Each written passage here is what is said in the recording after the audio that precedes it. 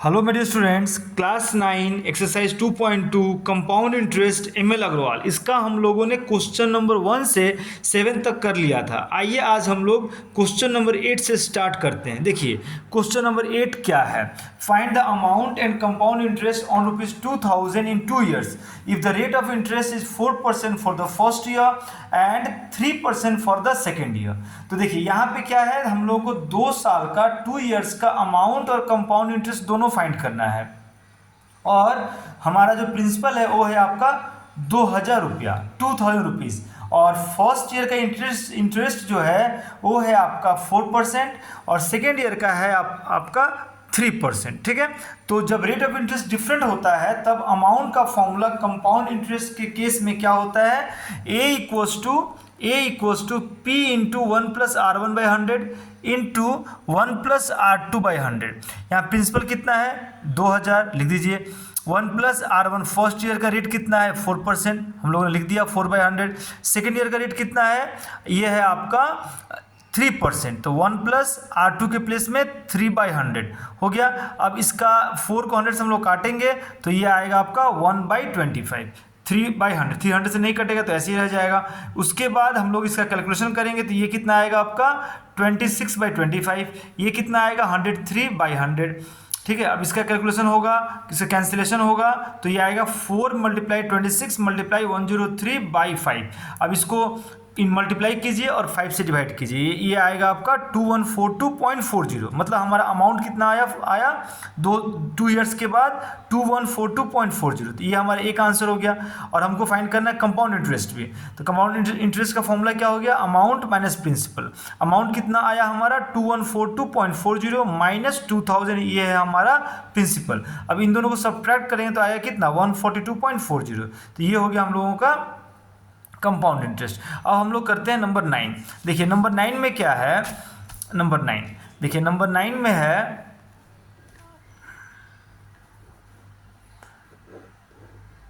देखिए नंबर 9 है कि find the compound interest, find the compound interest on ₹3125 for 3 years if the rate of interest for the first, second and third year are respectively 4%, 5% and 6% per annum।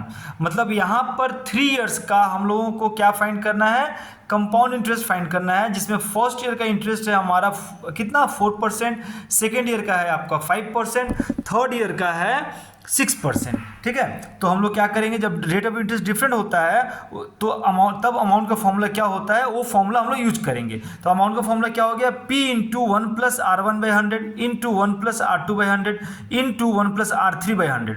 अब R1 कितना है आपका 4/100, R2 कितना है 5/100, R3 कितना है 6, तो 6/100। ठीक है, इसको एलसीएम लेके ऐड करेंगे तो आएगा 100 + 4/100, ये आएगा आपका 100 + 5/100, ये आएगा 100 + 6/100। अब इसका 100 + 4 104/100, 100 + 5 105/100, 100 + 6 106/100। अब इसका हम लोग कैलकुलेशन करेंगे, कैंसिलेशन करेंगे तो ये आएगा हम लोगों का, देखिए क्या आएगा 3617.25। ठीक है, 3617.25 ये हो गया हम लोगों का अमाउंट। ठीक है, ये हो गया हम लोग का अमाउंट। ठीक है, अब देखिए क्या है, इसका हम लोगों ने क्या किया था, ये पहले इसको हम लोगों ने काटा, इसको 2 से काटा 52, ये 50। फिर इसको हम लोगों ने क्या किया, अब हम लोगों ने 50 को और 105 को काटा है, तो 55 से काटा है 50 को और 105 को भी 5 से काटा है, तो आया कितना 10 × 21। अब देखिए ये 52 और 10 क्या हो रहा है, कट हो रहा है, बट हम लोग नहीं काटेंगे क्योंकि नीचे में अगर आपका क्या है 1 और 1 है और उसके बाद जितना भी जीरो है तो हम लोग का उसका जीरो है अगर, तो डिवीजन क्या हो जाता है, ईजी हो जाता है। मतलब 10 का मल्टीपल है अगर डिनोमिनेटर में, तो हमारा डिवीजन जो है वो ईजी हो जाता है। इसीलिए हम ये और ये हम लोग नहीं काटेंगे। अगर इसको काटते हैं तो क्या हो जाएगा, यहाँ 5 हो जाएगा। यहाँ तो कोई दिक्कत नहीं है 26 को काटने से 2 से, लेकिन यहाँ पे हो जाएगा 5।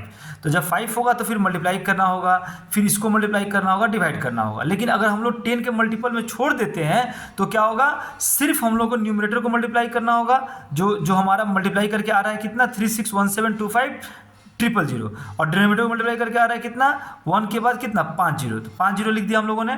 उसके बाद देखिए इसका 3 जीरो इसका 3 जीरो कट गया और यहाँ कितना बच गया 100 और इधर ऊपर कितना है 361725, तो कितना जीरो है नीचे, नीचे है हमारा 2 जीरो, तो 2 जीरो, तो ऊपर क्या करेंगे हम लोग न्यूमरेटर में 2 डिजिट के बाद राइट साइड से हम लोग डेसिमल बैठा देंगे। तो 2 डिजिट के बाद राइट साइड से क्या किया हम लोग, हमने डेसिमल बैठा दिया 3617.25, तो ये हो गया हमारा अमाउंट। तो सी आई क्या होगा, अमाउंट माइनस प्रिंसिपल, तो 3617.25 माइनस 3125, तो इसको सब्ट्रैक्ट करेंगे तो आएगा हमारा 492.25, तो ये हो गया हम लोगों का कंपाउंड इंटरेस्ट।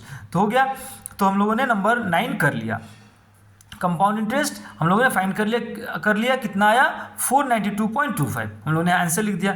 नेक्स्ट है हमारा व्हाट्स नंबर 10 करेंगे अब हम लोग। देखिए नंबर 10 में है what sum of money will amount to ₹9261 in 3 years at 5% per annum compound interest. मतलब यहाँ पूछ रहा है कौन सा रुपया आपका इतना रुपया अमाउंट करेगा 3 साल में 5% के रेट के हिसाब से, ठीक है। तो कौन सा रुपया, ठीक है, 5% रेट के हिसाब से 3 years के अंदर इतना अमाउंट देगा, इतना अमाउंट हम लोग को देगा। तो हम लोग क्या करेंगे, यहाँ हम लोग को कितना रुपया मतलब क्या, प्रिंसिपल हम लोग को नहीं पता है, तो प्रिंसिपल को यहाँ पे क्या कीजिए पी रहने दीजिए, फॉर्मूला लिख दीजिए ए इक्वल्स टू, अमाउंट का फॉर्मूला क्या होता है P into 1 plus R by 100 to the power n, A equals to P into 1 plus R by 100 to the power n।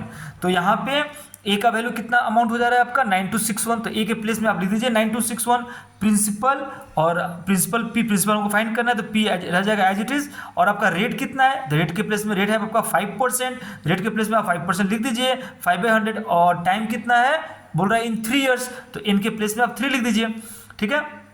तो देखिए इसका अब कैंसिलेशन होगा तो 5 से 100 कटेगा, 5 1 5, 5 20 100, कितना आया 1/20, कितना आया 1/20, अब इसको हम लोग एलसीएम लेके ऐड करेंगे, एलसीएम लेके ऐड करेंगे तो कितना आएगा 20 + 1/20, तो इसको 20 + 1 को ऐड करिएगा तो कितना आएगा 21/20, 21 का क्यूब कितना होगा, तो ये 21/20 का पावर 3, तो 21 का क्यूब 9261 और 20 का क्यूब 8000।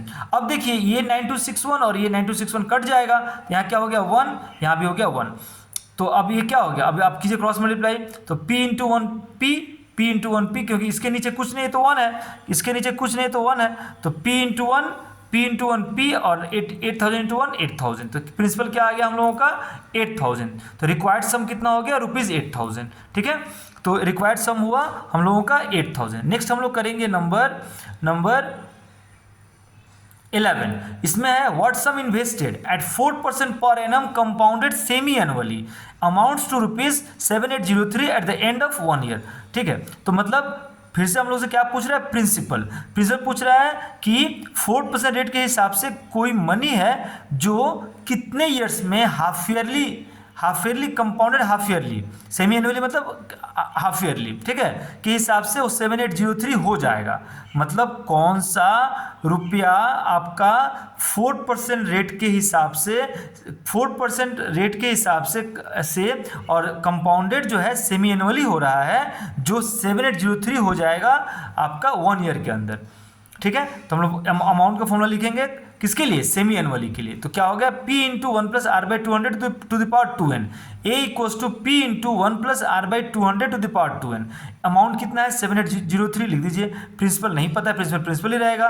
रेट कितना है हम लोग का 4/200 और 2n कितना 1, तो n के प्लेस में 1 लिख दीजिए, ठीक है। अब इसको काटेंगे तो कितना आएगा 4 1 4 4 50 100, तो 1/50, और n के प्लेस में कितना हो गया 1, n के प्लेस में 1, तो 2 इंटू 1 2। अब इसको काटा हम लोगों ने, क्या आया 4 1 4 4 50 100, तो 1/50, ठीक है। तो ये क्या हो गया 7803 equals to P into bracket 1 plus 1/50 to the power 2। अब इसका हम लोग एलसीएम लेके ऐड करेंगे तो ये देखिए कितना आएगा, ये आएगा 51/50 टू द पावर 2, तो ये हो गया आपका 50,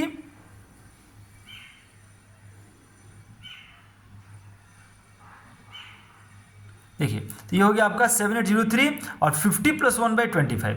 यहाँ पावर कितना है, पावर है आपका 2, पावर कितना है 2, ठीक है।